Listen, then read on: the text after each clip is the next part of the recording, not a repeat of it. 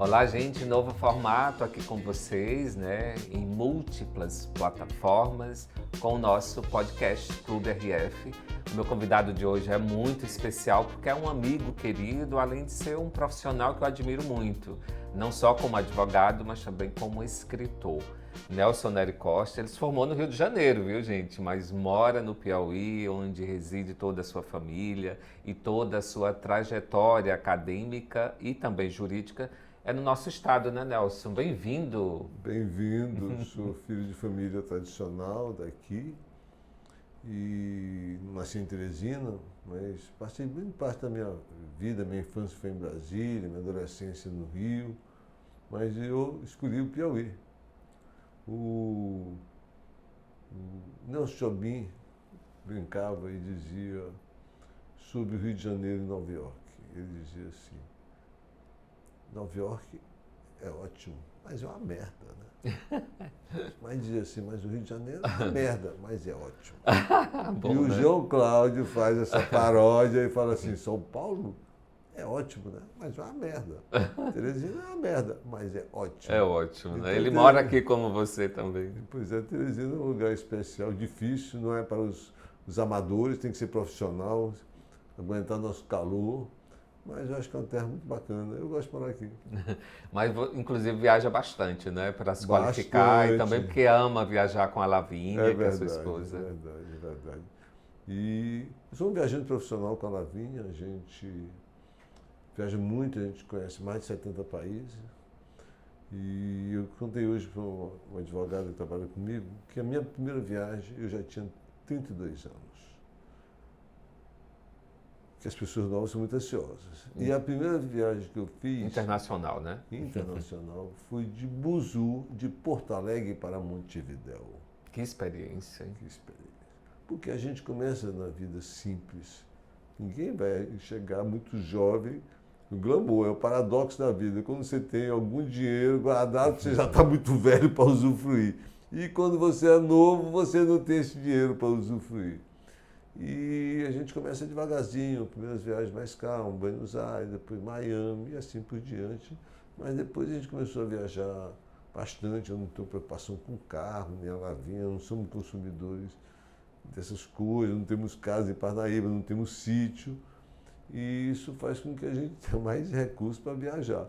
E viajar é uma coisa especial e eu sou um viajante profissional. Aproveita que um filho estava em Londres, você viajou muito, né, para a Inglaterra, agora está morando em São Paulo, tem outro no Rio, um em Brasília. Eu tive um filho que morou, todos os meus filhos foram estudar fora, já no ensino médio, principalmente através do Rotary. O Rotary tem um projeto Rotaract sensacional de mandar esse jovem no ensino médio para o exterior 1 ano. E aí meus filhos fizeram tudo isso. O André foi para 14 anos, foi para a África do Sul, coragem da gente. E depois foi para os Estados Unidos. O Ricardo passou 1 ano na França e a Alice passou 1 ano na Dinamarca. E a gente ia visitá-los, consequentemente, todos esses meninos. E isso também acabou estimulando eles, também são todos viajantes profissionais. Depois o Ricardo foi fazer também o Ciências Sem Fronteira na França. O André também foi fazer um doutorado em Roma. E vocês acompanhando. E a gente viajando. Depois o André foi fazer um doutorado em Roma e eu tive um lado que eu conheci de Roma e da cercania de Roma que eu não vi, que não são usuais. Por exemplo, você tem a região norte de Roma, que é o chamado norte do Lácio, sul da Toscana, que é onde tinha a civilização etrusca. Maravilhoso, castelo lindo, lugar maravilhoso, comer, etc. E depois o André ainda passou 1 ano e meio em Paris, lá vamos para Paris novamente. E quando isso não era o suficiente, o Ricardo passou quase 7 anos em Londres. Isso também Londres não é um roteiro muito usual, né? A gente vai porque é uma cidade importante, mas isso também fez com que eu conhecesse mais a Escócia, a Irlanda e na Inglaterra, o Sul, uma região chamada Cotswold, que é um lugar maravilhoso, pouco conhecido assim, ao oeste de Londres. York em cima, então em Londres mesmo, muita coisinha, que a gente, muito bairro bacana, muita coisa diferente. Por exemplo, meu filho morou num bairro chamado Paddington, também conhecido, até tem o Cio de Paddington. E nesse bairro ele tem uns canais que as pessoas moram, chamado Little Venice, em homenagem a Veneza. Então Como é que você ia conhecer que Londres tem canal, tem restaurante, tem gente morando lá, Se não com pessoas que estão vivendo lá, né? se não está vivendo lá? Então me deu essa oportunidade de conhecer muita coisa e foi bacana essa experiência, porque também é uma experiência mais intimista também, né? Coisa diferente que a gente foi fazer. Eu gostei, foi uma boa experiência. Nelson, mas qual a melhor forma de conhecer esses lugares, né? Você chega já com planejamento, já sabe para onde vai ou vai descobrindo? Ivanildo, a gente viaja, em primeiro lugar, para viajar no Piauí tem que ser também profissional, porque aqui é longe e é difícil. Qualquer lugar que a gente vai é um dia a mais de viagem só para praticamente As conexões, né? se deslocar de Teresina. Então acho que a gente tem que ser muito prático. Mas como eu te disse, de modo geral a gente tem noção de algumas coisas. Hoje você ir num restaurante estrelado, se você não tiver uma reserva, você não vai.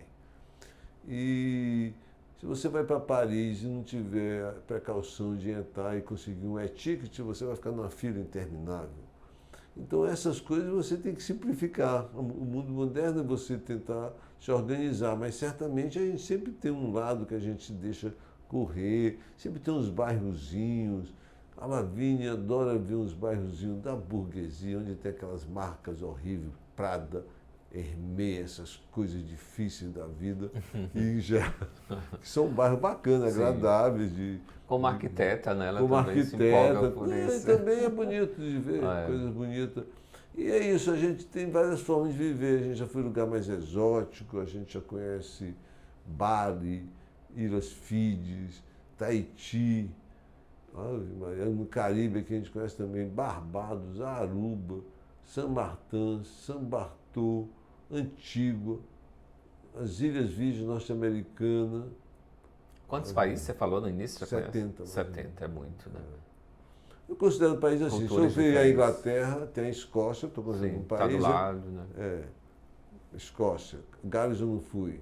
Mas basicamente isso. Antígua é uma ilhazinha do lado de uma ilha chamada São Martin, bem conhecido. E são duas coisas lindas, uma viagem bem usual, bem padrão. E o que cada viagem muda na sua vida quando você volta? O que isso mudou, o que transformou? A viagem, na verdade, é uma experiência 3 em uma. Porque quando você está imaginando a viagem, você está lendo, você está estudando, você está viajando a viagem. A viagem em si, eu vejo muito a sensação que eu tenho, Ivanildo, que eu estou no cinema, que eu estou no filme. E eu e a doutora Lavínia andando ali por Veneza, por Florença, como se estivesse no cinema. A minha sensação é essa. E não só coisas glamorosas, coisas simples também. E uma terceira vez é quando você chega e tem que contar para os amigos, contar mentirinha, para a história ficar Exagera mais um pouco, claro, esconde os perrengues chiques que você teve. Então, Por sinal, já teve perrengue chique? Claro. Dá para citar um, por exemplo? Vou citar 2 logo. Sim. Por exemplo, a gente estava numa exposição de Milão, lá minha arquiteta, e quando a gente estava lá, já preparando para voltar, teve aquele vulcão na Islândia, isso há uns 10, 12 anos atrás, que o céu da Europa ficara fechado por vários dias. E Milão não tinha como sair, e a gente estava começando a perceber uma coisa louca na rua, as pessoas de mala, porque os hotéis estavam vencendo e os hotéis estavam ocupados, não tinha para onde as pessoas irem. Outras chegando. Outras chegando e botando outras, a gente começou a ficar preocupado.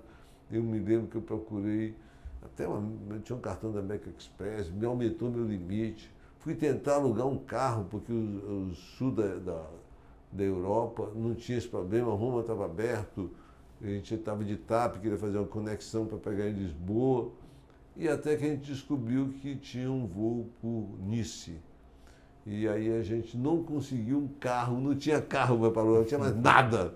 E a gente conseguiu, foi de trem até Nice, aí de lá a gente pegou um voo, aí foi a conexão. Isso me deixou bem agoniado a gente, porque é uma experiência que você não sabe. E nós, eu e a Lavínia, íamos fazer uma viagem agora, E vou lhe dizer para onde. Primeiro a gente começou a pensar num lugar alternativo. Pensamos muito no México, na região do México, um estado chamado Jalisco, onde tem cidades tipo Ouro Preto, Tiradentes, são cidades barrocas, sim, também. De Minas, é uma história bem parecida até. E a gente tinha pensado que o Brasil foi sede do Brasil em 1970, Guadalajara, cidade de vinhos excelente, cidade da tequila, fica tudo isso. E a gente programando a viagem, quando a gente começou a ouvir algumas coisas de violência, aí falou, não, aqui não. E logo depois teve aquele México, aquele traficante, era o maior traficante do México, e o nome do grupo dele, do cartel era dele, Novo Jalisco, era o estado que a gente queria ir. Mas a gente começou a ver aqui, antes desse episódio, recolheu. Dissemos assim, eu avião. Cancelou tudo? Foi fácil cancelar? Nem fiz, começamos a organizar, não, aqui não vamos. Vamos ficar longe dos Estados Unidos. E a gente então programou uma viagem para as Maldivas, num hotel maravilhoso chamado Cinco Sense. E essa viagem, agora para abril, passava por uma cidade chamada Doha, que hoje foi atacado pelo Irã e acabaram o complexo petrolífero de gás. Então, não tem mais essa viagem. Só o cartão que ela está aparecendo, eu estou vendo como... E era para logo agora? Abril, já não era. Então essa viagem nem foi, o perrengue foi mais chique, porque nem chegou em lá. E a gente até lamenta, mas imagina se eu tivesse lá preso nesses dias todos. É verdade, mas é triste como está a situação da guerra, né? É muito lamentável e você tem um sonho, uma fantasia, Sim. que sempre a viagem você ser isso. E a gente nem sabe, a gente está organizando a nossa vida, a gente vai fazer uma viagemzinha não tão longa, nem tão complexa, porque, veja bem, se a gente estava pensando... Aí, pessoal, depois disso tudo, pensamos no Peru. Aí, semana passada, teve um atentado, mataram 32 pessoas na cidade do interior. Então, é para vocês ficarem aqui, né? Os não, pecados vou viajar para um lugar mais calmo. Vai para São Paulo, onde está morando dos filhos. São Paulo vi agora. Eu vou Semana Santa ver o Rio. Meu filho de São Paulo, Ricardo, vai e o neto, lá. Né? Tem um netinho também. O netinho. E a Alice também, minha filha, vai ter o Francisco também. Tá. Mais um aí. Mais um. Parabéns, Augusto. Segundo menino homem, segundo menino homem, é o Francisco, filho do Antônio Augusto. Que estão morando em Brasília, né? Estão morando em Brasília e a Alice. Nelson, mas a gente falando de viagem, acha que o mundo dele é só do luxo, do glamour. Não, gente. O Nelson trabalha muito como advogado, ele comanda, né, junto com o Joaquim, que é sócio, a Almeida Costa, né, Advocacia, que é uma banca super conceituada. Quando tudo começou, você que vem, né, você também é promotor, não é, Nelson? Não, sou defensor público. É defensor e professor da universidade. Professor da Universidade Federal. Ou seja, trabalho tem muito. Eu estudei num colégio jesuíta no Rio, chamado Santo Inácio, colégio tradicional, e passei na minha primeira opção, que era o curso de Direito da Faculdade Federal do Rio de Janeiro, chamada Universidade do Brasil, ou Faculdade Nacional de Direito, onde a gente teve o curso, era o prédio do antigo Senado do Império, apesar de bem deteriorado, era um lugar chique, ali do lado do Campo de Santana, Praça da República, pertinho da Central do Brasil. E depois que eu me formei, eu já comecei a fazer um mestrado na PUC, e ao mesmo tempo eu assumi um cargo, eu e o Joaquim, um grupo de pessoas, tínhamos feito militância no movimento estudantil e acabamos aderindo à campanha do Brizola, através de um deputado carioca, muito charmoso, chamado Baby Bocaiúva.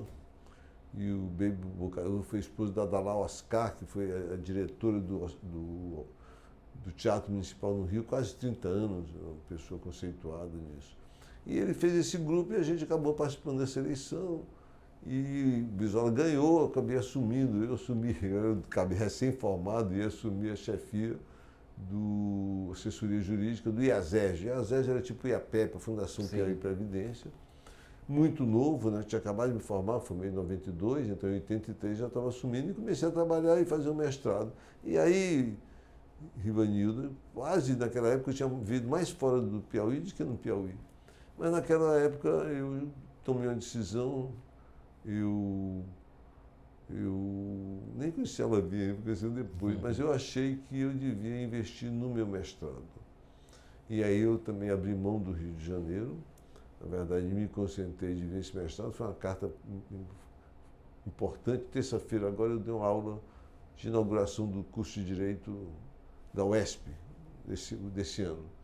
E fizeram uma reforma linda, o governador Rafael, fizeram uma estrutura bem bacana, faculdade de Direito, tudo novinho e etc. E eu estava exatamente dizendo isso, de que a gente, às vezes tem esses dilemas da vida, né? A gente não sabe exatamente o que vai fazer, mas eu, com esse mestrado, quando eu cheguei aqui, eu virei professor da UESP, antiga FADEP, ainda no comecinho dela, em 1986. E por um acaso da vida, Rivanildo, eu dei a primeira aula no campo do Pirajá. Olha, esses reencontros, né? Não foi a aula inaugural, que foi a aula no auditório, no centro de convenções, mas a aula mesmo no campo do Pirajá, eu dei, eu tenho tudo isso documentado, sim, professor fundador, etc. E logo depois também eu passei na Federal, aí já fui fazer meu professor da Federal, é outra história. Mas eu também dei a aula magna da abertura do curso de Direito de lá, em 1996, eu era presidente da OAB, dei esse culto. Então, também foi uma felicidade você voltar para esse ambiente. Então, assim, eu sou um workaholic, eu trabalho muito. Acho que a gente ocupar a mente trabalhando é maravilhoso. Eu tenho essa possibilidade de fazer múltiplas coisas, então minha mente está sempre ocupada. Eu conheço algumas pessoas assim. Eu acho que hoje, se não tivesse essa doença toda, eu acho que eu não passava, eu tinha sido internado, aí, jogado em algum lugar, porque eu sou muito hiperativo. Sim. Mas é uma forma de eu extravasar também, né? A gente está discutindo essa viagem com a Lavinha e hoje eu acordei muito cedo, acordei 5 horas da manhã. E aí a gente chegou no finalzinho, perto de 8 horas, estava tomando café da manhã, eu comecei, Lavinha, isso. Peraí, eu acabei de acordar. Eu falei, mas eu estou acordado há 3 horas. Minha vida já aconteceu muitas coisas em 3 horas. E eu gosto de trabalhar, gosto de escrever, estou fazendo a revisão para a nova aliança do meu 3º romance, A Máquina do Castelo Branco. Eu quero lançar agora, pensando no dia 15 de abril. Ele começa num pub em Dublin e a ideia é fazer no Locomotiva, também um pub. A partir das 8 da noite? É porque dia 15 tem um compromisso também. Também tem contigo? Não, é o lançamento do nosso podcast, né? Ah, bacana. Então são 2 compromissos. Vou fazer o meu mais cedo para compor com o seu. Então eu estou fazendo a revisão, então faço muita coisa. Ontem não, dei 3 aula, romances, né, Nelson? Mas você já tem mais de 30 livros, quando inclui a produção jurídica também, né? Eu tenho uns 20 livros pelas editoras do Sul-Sudeste, Del Rey, Atlas, Revista dos Tribunais, Forense, Grupo G, GZ. E são mais ou menos 20 obras, algumas coletivas, a maioria, pelo menos 15 obras jurídicas individuais. Inclusive alguns com citações, né, como referências na área jurídica. Sim. Meu primeiro livro foi minha tese de mestrado, dissertação de mestrado, porque era uma discussão sobre desobediência civil e a greve do ABC de 70. Olha que coisa mais era uma tese diferente. Era, né? Já mostrava as suas preferências também, escolhas, né? Isso é em 83. De militância. 83, 84. E eu escrevi sobre a greve dos operários de São Bernardo, ocorrida em 78, que foi decisivo para o fim do regime militar e que lançou Lula para a vida. E na ocasião eu entrevistei o Lula. Quem eu ia saber que o Lula, que tinha deixado de ser presidente de um sindicato, fundando o PT, viraria presidente 3 vezes? E esse livro, então, ele teve uma discussão muito diferente. Esse livro é um livro básico de muito curso de mestrado, e me lançou, quer dizer, um livro que eu mandei aleatoriamente para algumas editoras, e a Forense, que é uma editora tradicional, centenária, resolveu encampar um livro. E isso me abriu essa possibilidade. Na época eu era presidente da OAB, viajava muito, então me deu a oportunidade. Você foi presidente da OAB umas 3 vezes, né? Fui presidente da OAB, eu era muito novinho, eu tenho com 35 anos. Eu lembro, de tudo. Dei mandato, fui presidente da Caixa de Assistência, fui conselheiro federal, fui conselheiro seccional, fui presidente de comissão de conselho federal. Presidente da Academia Piauiense de Letras durante 2 mandatos? 3 mandatos. E atualmente é presidente do Conselho de Cultura pelo 2º mandato ou 3º? Terceiro mandato. Esse homem não para, ainda tem essa produção cultural, viu? Meu confrade Hugo Napoleão, ele brinca comigo e diz assim, chamava-se tri-presidente. Aí agora que é o 3º mandato do Conselho, tri-3 vezes tri-presidente.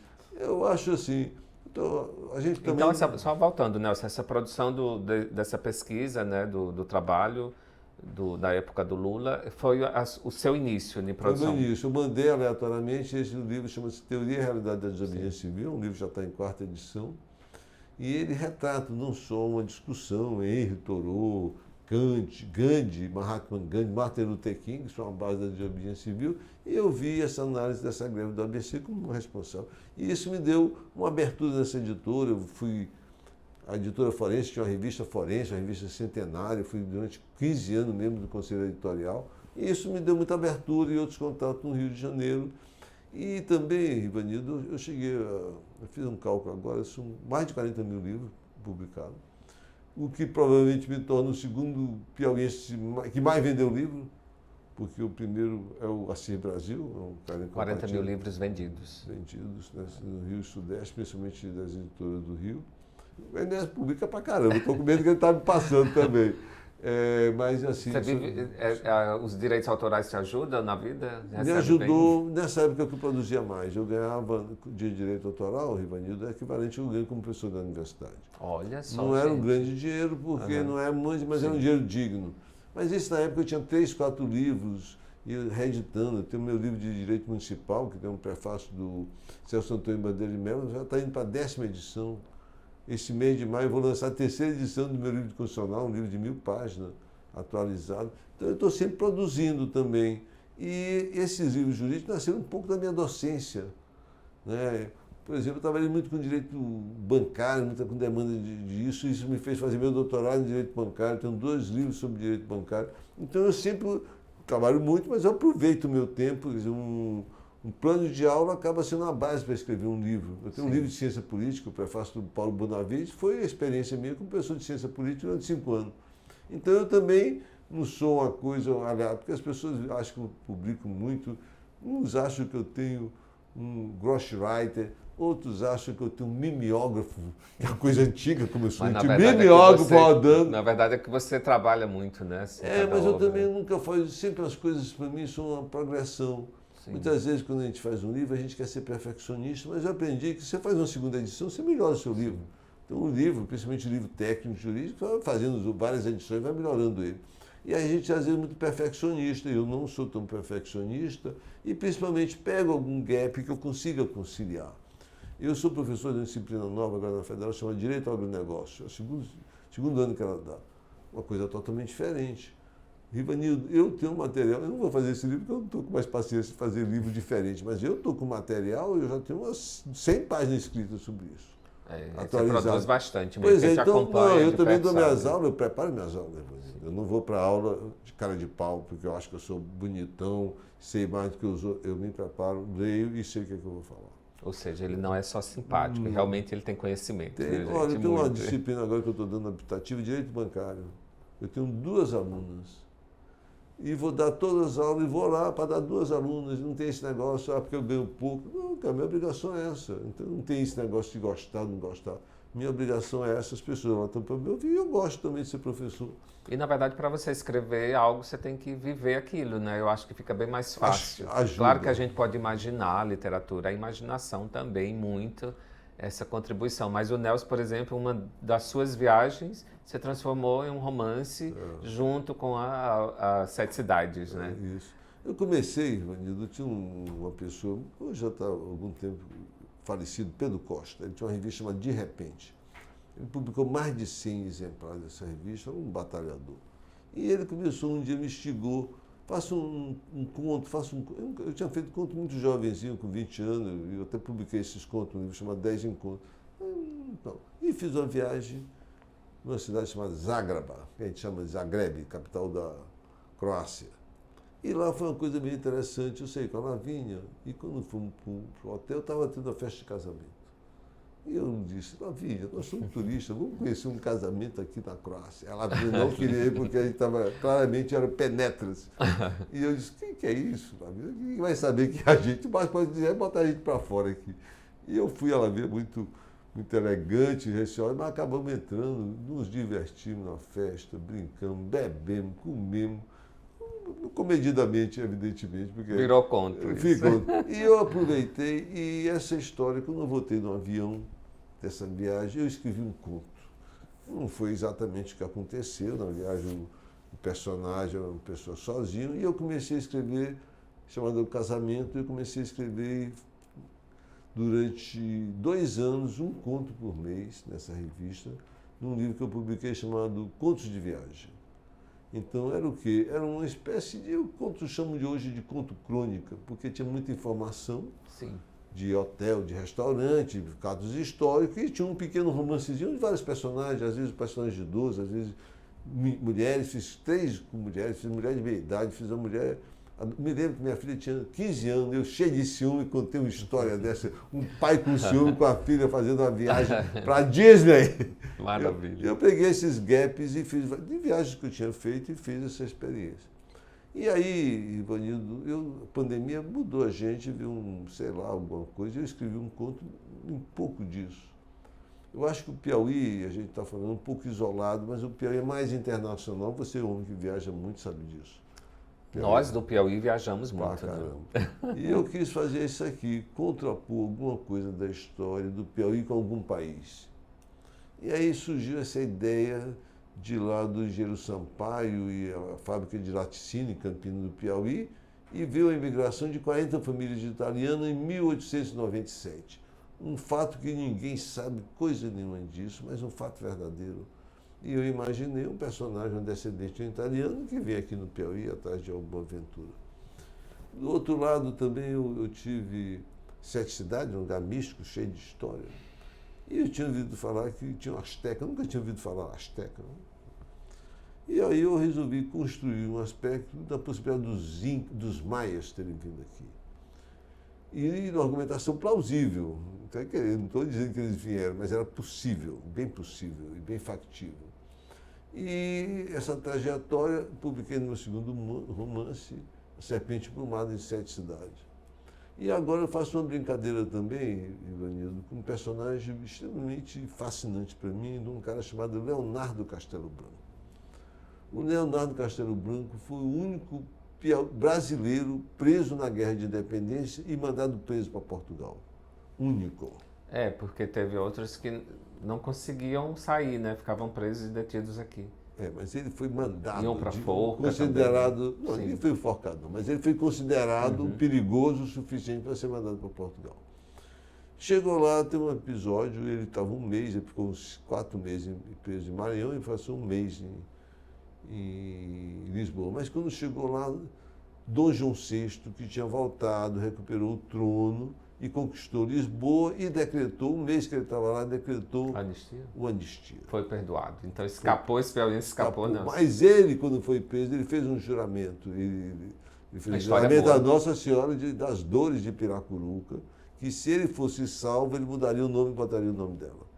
E um mês depois, Nossa Senhora das Dores, uma santa poderosa, que a gente de Piracuruca sabe da história de Nossa Senhora das Dores, salvou o homem e ele mudou o nome e passou a ser Leonardo Nossa Senhora das Dores Castelo Branco. Que história bonita. E eu vou dizer, essa santa é uma santa famosa, porque os irmãos Danta deram um legado em Piracuruca para ela, deram gado, deram tudo.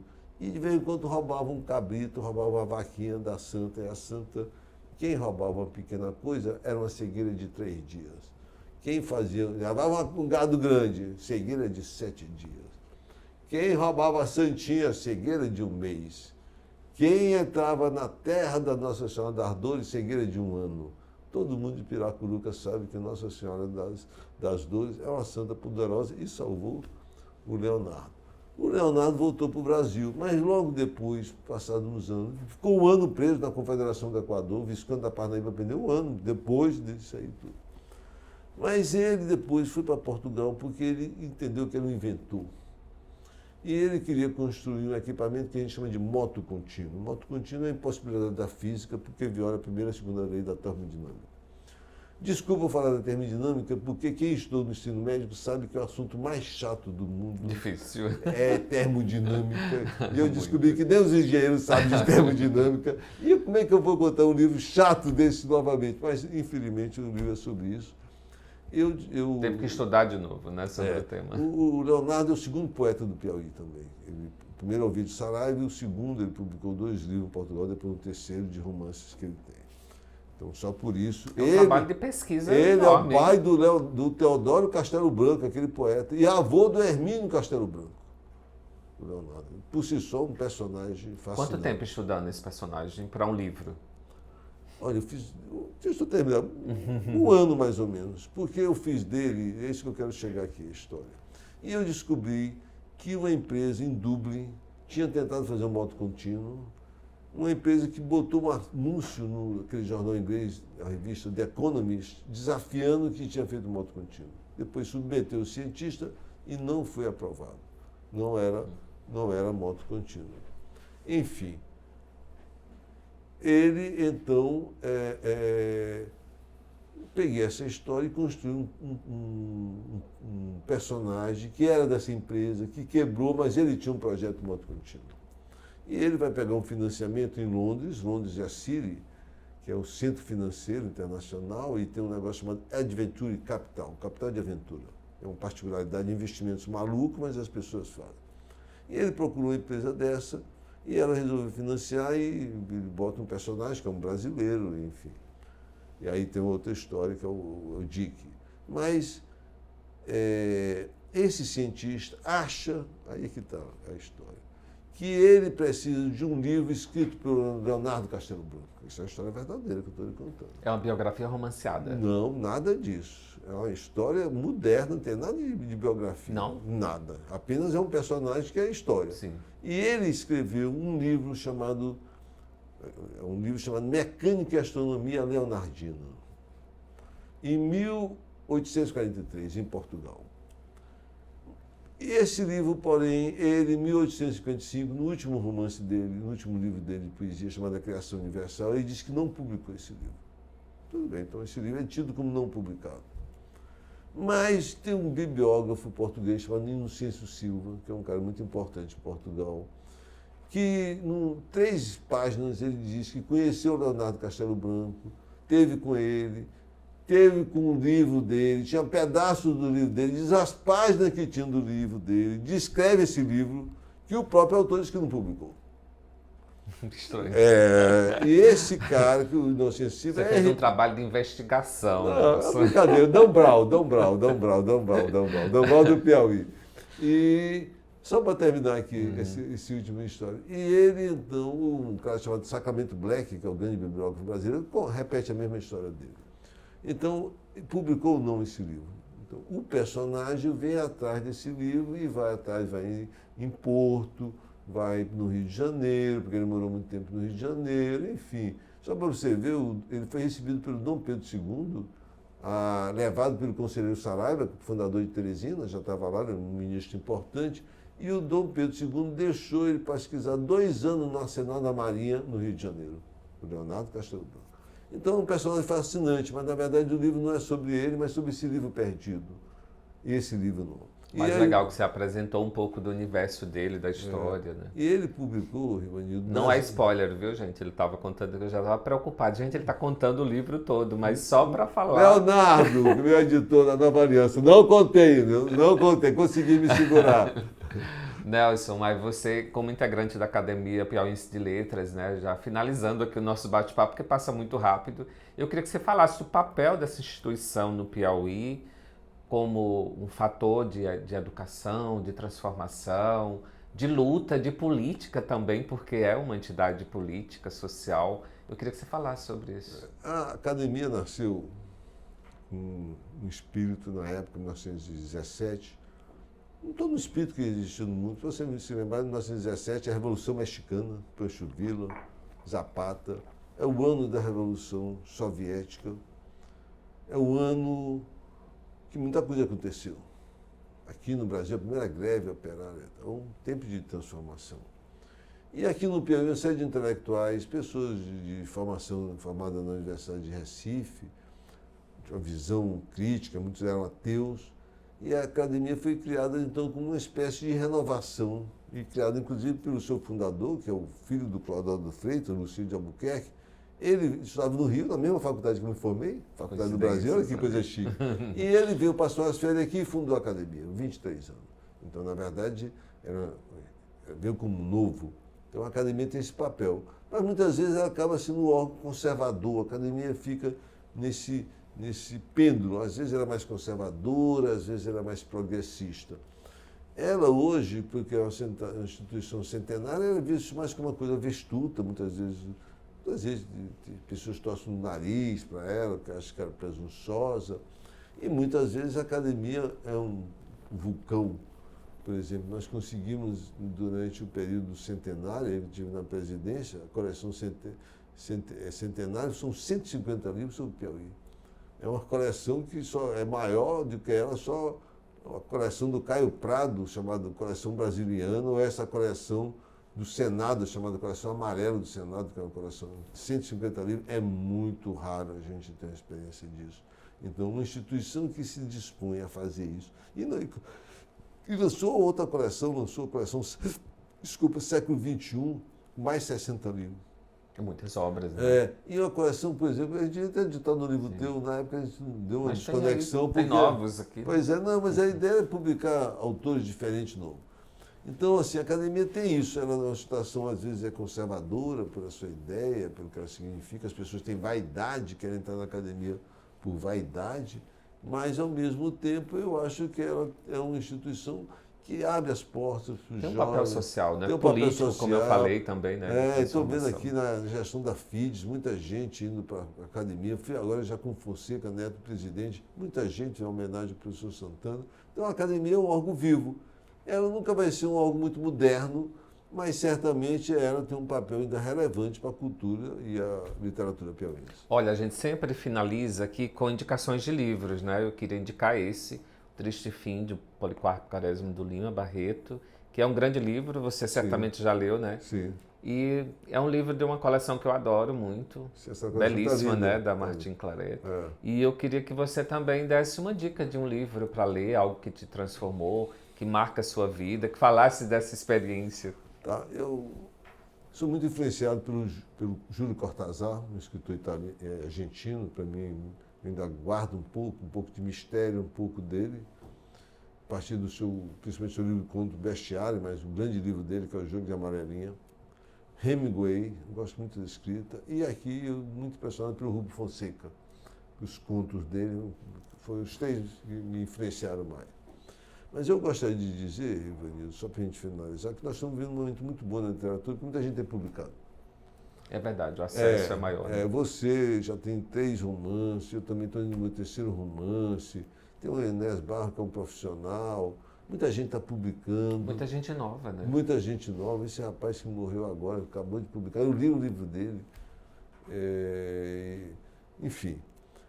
Mas eu acho que eu fiz um grande livro, Ivanildo, olha que coisa. E me inscrevi meus 2 livros no prêmio da Academia de Letra, o Jabuti.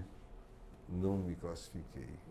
Fiquei decepcionado e não entendi por que não vira em mim um borbulhado de um gênio do Castro Alves. Mas eu li um livro agora de um autor chamado Milton Gustavo, chamado O Deus Oculto no Canto do Carro, né? Que é um livro que foi classificado no Jabuti, um autor piauiense, e realmente é um grande livro. Já quero ler, fica uma dica aí. Olha, esse livro é de um nível muito superior aos romances daqui. E o que eu estou pensando assim, Ivanildo? Olha, se nós temos 10 escritores romancistas bons, a gente vai ter um ótimo. Isso é verdade. E se Deus quiser der 100 romancistas bons, a gente teria 10 ótimos e um excelente. Então, produção, cultura é a diversificação. Você perguntou minha origem, família de muito lugar. União, gente. De União, Novo Nilo. E lá tem um ditado que diz, quanto mais caba, mais cabrito. Quanto mais gente produzindo, mais coisas a gente vai ter possibilidade. Então, a cultura do Piauí precisa ser mais distribuída, mais aberta, e a gente quer ver mais gente escrevendo e publicando. Isso porque se alguém lê, melhor, porque são mais leitores, né? Se um autor lança uma obra, são mais livros. Acho que esse nível de concorrência da arte, ela tem que diminuir, né, Nelson? É fazer obras para o universo, para todos. A frase de hoje é: leia sempre, é um fator de transformação. veja bons filmes, é um fator de comunicação que muda a nossa existência. Eu queria finalizar com uma frase sua sobre vida, sobre tudo. Vou usar em homenagem, semana passada morreu um grande filósofo chamado Rudolf Habermas, um filósofo da escola de Frankfurt, e uma escola que tentava conciliar Marx com Freud, e foi muito importante para a abertura do mundo. E o Habermas, num livro dele chamado A Política como Vocação, ele dizia isso. Vou parafrasear isso, vou usar a expressão vida, ele usa política. Ele diz assim: a vida é como a perfuração de tábuas duras, exige tanto perspectiva como perseverança. A gente só consegue o possível sonhando com o impossível. Ótimo, ótima frase, ótima memória. Muito obrigado, Nelson, por estar aqui com a gente. Agradecimentos especiais ao Ronaldo Veras, esse escritório que montou a nossa estrutura aqui do podcast, e também a Larissa da Lemos Casa e Festa. Muito obrigado, amigo. Até a próxima, hein? Um prazer estar contigo. Para finalizar o livro, o lançamento dia 15 de abril. 15 de abril, A Máquina do Castelo Branco. É isso.